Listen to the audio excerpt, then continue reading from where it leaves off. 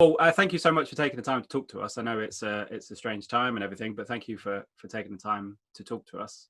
We spoke to David recently about Pitch Black, which is released, I think, today in the UK. This super duper 4K restoration that everyone's very excited about. And we spoke to David, and he was very, very nice and gave us some lovely anecdotes about everything. So thank you for taking the time to talk to us. It's a Pitch Black is a movie that's become quite a cult success and has now been grown into this massive franchise. Did you have any idea that it was going to be as successful and as big as it got in the sequel? But then, you know, now there's a third one, and then now David's talking about doing a fourth one with Vin. No, I had no idea. I mean, I can only hope that somehow I get included. You know, I don't know what that would look like, but you know, I mean, I could always come back as Obi-Wan Kenobi, you know, kind of energy. They could do these things these days, right? They could bring you back. Of course they can. Of course they can. But it was, I mean, it was obviously, I will ask you about this later, but obviously you and The Thing with John Carpenter's The Thing, and that was a very much a kind of a group dynamic where you were all kind of in this together and you were telling this amazing story with an amazing filmmaker. Did you get, when you did Pitch Black, did you feel that it was going to be something, at least something quite special, given that the cast and the crew and everybody were kind of bought into this particular story? Because there's a lot going on. It's a sci-fi movie, but also there's these great relationships and there's kind of a love story and a great family unit. I did feel that it was you know, the ending of the story, you know, fascinated me, and so I was very interested in what the sequel would look like, or, you know, prequel or whatever you would, you know. So I continue to be curious about what, you know, any further ventures in the franchise could be. You know, like I said, I hope I would be included, but if not, I mean, you know, I mean, there's I think both Davids did a wonderful job, and I'm talking about David, the DP, in filming it. You know, because I mean, you got to love the look of the movie. Yeah. Especially as the creatures made themselves known. It was like, wow. So that's what it is. And they're sort of like, and they're, you know, you can't really see them, you know, but they do have a shape. You know, it's like, wow, that's fascinating. And the way how fast they can creep up on you. And, you know, I mean, I was fascinated with, you know, the magic of the movies, you know, how they, you know, because we, you know, obviously we never saw any of those things. And those are done in post, but it was done in such, it was so well done. Did that give you, when you saw them for the first time, did it give you the same kind of thrill than when you did The Thing? Because obviously The Thing, you could see what was happening in front of you. Rob Bottin had these amazing. Well, that's not true. I mean, you know, in The Thing, there was a lot of stuff that went off in post as well. Oh, okay. So, so it was a kind of reminiscent thrill in seeing that, you know. But you know, I mean, I love the genre because, you know, there's always such a wonderful stretch of the imagination, and a leap of faith that you have to take. And as long as the movie continues to follow the premise that it puts before you in the beginning, it's a great ride, you know? Yeah, absolutely. David was telling us about when you were shooting. I think you shot in Australia, and it was quite hot and quite that was quite an experience for you all. Did you enjoy shooting in Australia and shooting this movie? And then Cooper Pedy, baby, Cooper Pedy. I mean, I found it fascinating. I mean, I love experiencing different parts of the world, and especially parts that you would never ordinarily go to. I mean, it's not, Cooper Pedy is not like someplace you would just go to vacation. But I'm so happy that I experienced it. I mean, for the opals, I got to go down into a mine you know, I went actually 60 feet under the earth,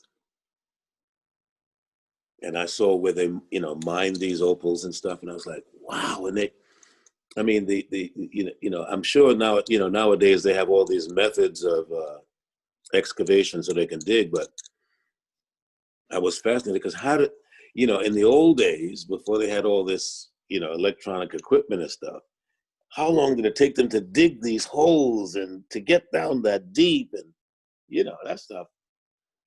It's just fascinating.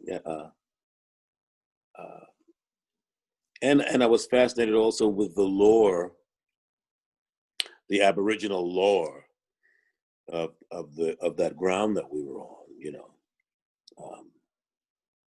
I'm still fascinated with the dream time. You know, and that, you know, that you know, their creation myths and stuff. You know, it's just fascinating stuff. And also, I mean, there's you're in this amazing cast that who have now become kind of big and well-known names for different reasons. Obviously, Vin and Cole Hauser and Radha Mitchell, kind of a small group of actors all in it together. But you were also kind of enamored with the story and David. That there's a real kind of family unit. What was it like working with those guys? Because they were slowly kind of starting to emerge for acting sakes, if you like.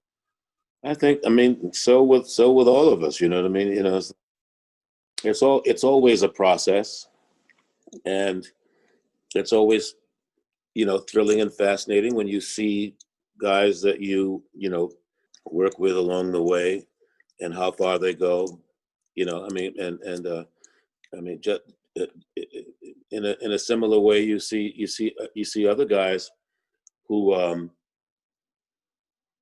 and women who, you know, come with all this wonderful promise that seems like, you know, oh, they're going to be great big stars, and they don't. Sometimes they become housewives or chefs or veterinarians. Yeah, you know, they go and take another path in life. So I mean, you know, and of course, you know, I'm always happy for people that, you know, go on and do great things, and we meet again along the way somewhere, and we remember when. And you got to be in the sequel as well, which was David was telling us was just a huge undertaking, in the sense that it was a huge budget this time. You know, you'd come from, you know, Australia and this kind of small budget movie, and it was a big deal. Did you see kind of a shift in the sense of these bigger sets, and you know, Judi Dench is in the mix and all these other amazing people? Oh, that, you know, of course, I mean, that was all wonderfully fascinating. I mean, you know, meeting Judi Dench was like one of the thrills of my life, because later on, after that, I got to see her in a play in London. Oh wow! Yeah, so, and I got to go backstage and say hi. So that was worth the price of admission. You know, that's a thrill in itself, seeing her on the stage. You could do it. It's just fascinating. I'm just, you know, so that, you know, that was. I mean, I only wish that I had more to do with her. You know, the stuff, some of the stuff that we did was even edited. You know, so. But that always happens. You know, I mean, sometimes, you know, if it doesn't advance the story, or you know, it goes. But I did have a moment with her and again, I'll never forget that. Yeah, well, you've had so many highlights in your career. I guess that's towards the top, isn't it? I did want to just ask you about The Thing, if I may, because it's one of my favorite films, and it's a fascinating story. And even that at the time it kind of become this classic over the years. You know, at the time it wasn't a huge success, and has become this huge kind of fan favorite. And also, it's very particular in the sense that, and forgive me if I word this wrong, but obviously you got to survive till the end, which, you know, for people of color and that kind of movie probably would have been killed off after 10 minutes. So you got quite a distinction with that movie. So I just wondered what it was like. I mean, it was quite a feat at the time, you know, and I guess, I mean, yes, of course I realized it at the time, but it has certainly resonated wonderfully since, because it does have that grand distinction, made it to the end. And it wasn't me, as far as I'm concerned, I mean, but what if I had been? It doesn't matter. If I was the thing, that would have been great too, and the subsequent movie was a prequel and not a sequel. So, you don't know what happened to us two after. Yeah. Did Dave? So I was just going to say, did John ever tell you? Because that was my next question. It was because obviously it's very up in the air as to whether it's you or whether it's not you with Kurt at the end. I remember it. I think we played it both ways, and I don't remember what. It's a nice question. It's almost like because this in my brain it came out in the same year of whether Harrison Ford was a replicant or not in Blade Runner, which also came out in 1982. Mm-hmm. So it's a great unanswered question. I always like that about some of the movies, right, where you can make up your own mind. Yeah, that's my answer. It's so if you think so. That must have been an experience as well to not only be a part of that movie and to see all these amazing effects that Rob Bottin did, but then for it to, like Pitch Black, but for more years, to see it just become such a fan favorite. I mean, you must get asked about The Thing all the time. Is it something that you're still happy to talk about and you still like people discovering it? Because of The Thing, I get to go to these, comic, sci-fi conventions, and people. I mean, The Thing is one of the, I sign autographed pictures, and The Thing is one of the, the movies that people remember the most fondly. So I'm always, I mean, that's thrilling. That was my first movie, so to have it be so well regarded for so long, that's really wonderful. And as you said, it didn't start out as a commercial success. I mean, I think it wanted to be that summer. It wanted to be the big summer blockbuster hit. It was not. E.T. had eclipsed everything. It remained number one for months. And The Thing came out and the critics were very unkind, actually. They did, I thought they said some ridiculous things like, because I don't remember what the rating was, but it was, I remember somebody saying something like, "Oh, you can't bring your kid to it." I'm like, well, it's a sci-fi movie, so it's got this scary in nature, so why would you want to bring your kid to this? So it's a stupid comment, you know what I mean? Yeah. Particularly at a time when there was a space alien movie for kids, as you had the aforementioned movie. Obviously for adults and for, older people. So it was like, dude, what are you talking about? Is the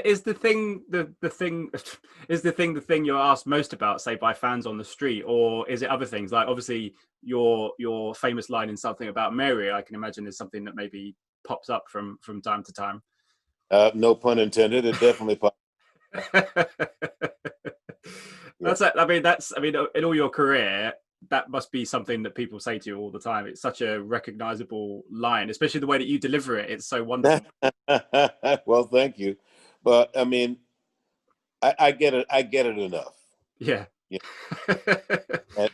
It always fascinates me when somebody says it to me as if that's the only time I've ever heard it. Yeah. I was going to say that actually. There's a lot of actors that I spoke to in my time doing this job that people say, that people come up to you and they say whatever the word is, and they oh yeah, that thing. But yeah. I did just want to ask you about one other thing very quickly. It's I'm such a huge fan of Community and really enjoyed seeing you in Community in the last season. I just wondered what that experience was like, given it was towards the end of the show and some of the cast members had left. It was a wonderful experience because, I mean, I had no anticipation of what it was going to be like. Except, I mean, when I get a new job, my intention is to go in and have fun. When you walk into a situation